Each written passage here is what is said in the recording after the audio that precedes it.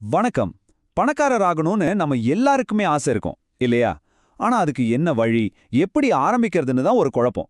கவலைப்படாதீங்க.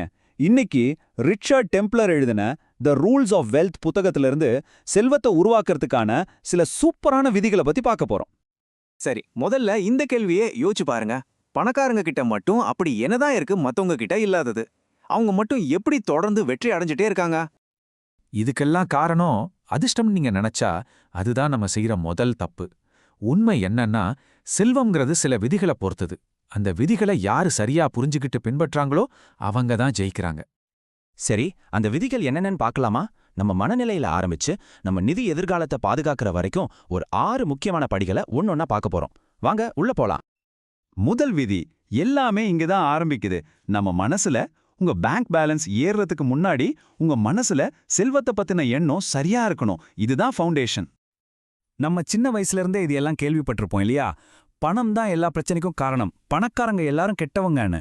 ஒரு நிமிஷம் யோசிங்க, இதுல ஏதாவது ஒண்ணு நீங்க இன்னும் நம்புறீங்களா? இந்த மாதிரி எண்ணங்கள் தான் நம்மள முன்னாடி போக விடாம கட்டி போடுற சங்கிலிகள். இங்க தான் ஒரு முக்கியமான மனமாற்றம் தேவைப்படுது. பணத்தை ஒரு வில்லனா பார்க்காம ஒரு கருவியா பார்க்க பழகணும். ஒரு சுத்தியலை வச்சு ஆணி அடிக்கவும் முடியும், ஆளைய காயப்படுத்தவும் முடியும். தப்பு சுத்தியல் மேல இல்ல, அதை பயன்படுத்துறவங்க கையில தான் இருக்கு. பணமும் அப்படிதான். சரி, மைண்ட் செட் ரெடி. அடுத்தது என்ன? ஒரு பிளான் வேணும். நம்ம இப்ப எங்க நிக்கிறோம் தெரிஞ்சாதானே எங்க போகணும்னு ஒரு வழிய போட முடியும். அதனால வாங்க நம்மளோட தற்போதைய நிதிநிலைய ஒரு எக்ஸ்ரே எடுத்து பார்க்கலாம். ராபின்சன் குரூசோவோட கதை இதுக்கு ஒரு சரியான உதாரணம்.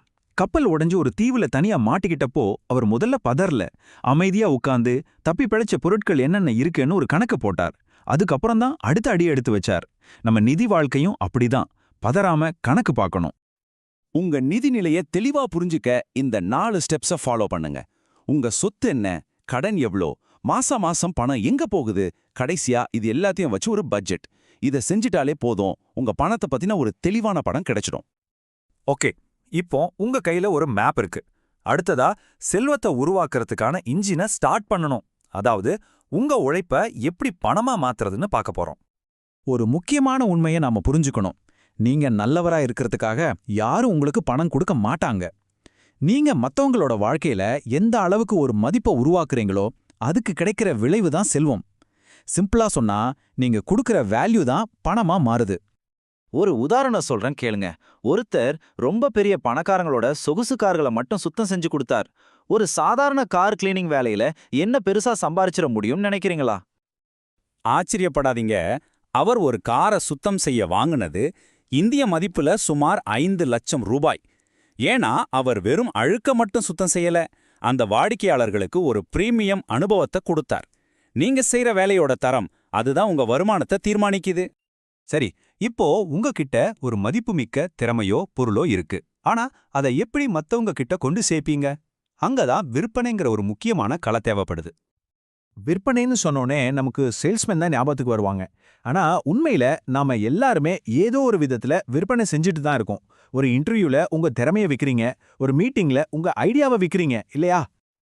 இந்த $1 மில்லியன் ஹோம் பேஜ் கதை இதுக்கு ஒரு செம்ம உதாரணம். ஒரு காலேஜ் ஸ்டூடெண்ட் ஒரு வெப்சைட்ல இருக்கிற 1 மில்லியன் பிக்சல்களை ஒரு பிக்சல் $1ன்னு விற்கலான்னு முடிவு செஞ்சான். பார்க்க ஒரு கிறுக்குத்தனமான ஐடியா மாதிரி தான் இருந்துச்சு. ஆனா அந்த ஐடியா வைரலாகி ஒரே வருஷத்துல அவன் மில்லியனர் ஆனான். இதுதான் கிரியேட்டிவ் செல்லிங்கோட பவர்.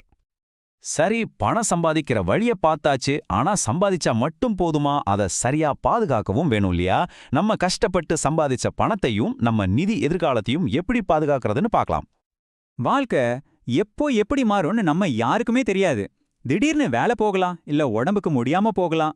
இந்த மாதிரி எதிர்பாராத நேரங்கள்ல நம்மள காப்பாத்துறதுக்கு ஒரு நிதி பாதுகாப்பு வலை கண்டிப்பா தேவை. இதுக்கு ஒரு ரொம்ப சிம்பிளான விதி இருக்கு. குறைஞ்சது 6 மாசத்துக்கான உங்க குடும்ப செலவுகளை சமாளிக்கிற அளவுக்கு ஒரு தொகையை அவசர கால நிதியா வச்சிருக்கணும். ஒருவேளை வருமானம் நின்னாலும் நிலைமைய சமாளிக்கிறதுக்கு இது உங்களுக்கு ஒரு மூச்சு விடுறதுக்கான நேரத்தை கொடுக்கும். சரி, நாம இப்போ கடைசி மற்றும் ரொம்ப ரொம்ப முக்கியமான ஒரு பகுதிக்கு வந்துட்டோம். பணம், சொத்துன்னு எல்லாம் சேர்த்தாச்சு. ஆனா அதுக்கப்புறம் செல்வத்தோட உண்மையான அர்த்தம் என்ன? இந்த மேற்கோள் எவ்ளோ ஆழமானது பாருங்க. உண்மையான செல்வங்கிறது நம்மகிட்ட எவ்ளோ இருக்குங்கிறதுல இல்ல, அதை வச்சு நாம என்ன செய்யறோம், எவ்ளோ கொடுக்குறோங்கிறதுல தான் இருக்கு. அது பணமாவும் இருக்கலாம், இல்ல அன்பாவும் இருக்கலாம். கொடுப்பதுதான் உண்மையான பணக்காரத்தனம். கடைசியா இந்த கேள்வியோட நான் முடிச்சுக்கிறேன். நீங்க சம்பாரிச்ச செல்வம் உங்கள பத்தி என்ன கதைய சொல்லப் போகுது? நீங்க இந்த உலகத்துல விட்டுட்டு போற மரபு, அதாவது உங்க லெகசி என்னவா இருக்கும்? இத பத்தி யோசிங்க. அடுத்த முறை சந்திக்கும் வரை சிந்தித்துக் கொண்டே இருங்கள்.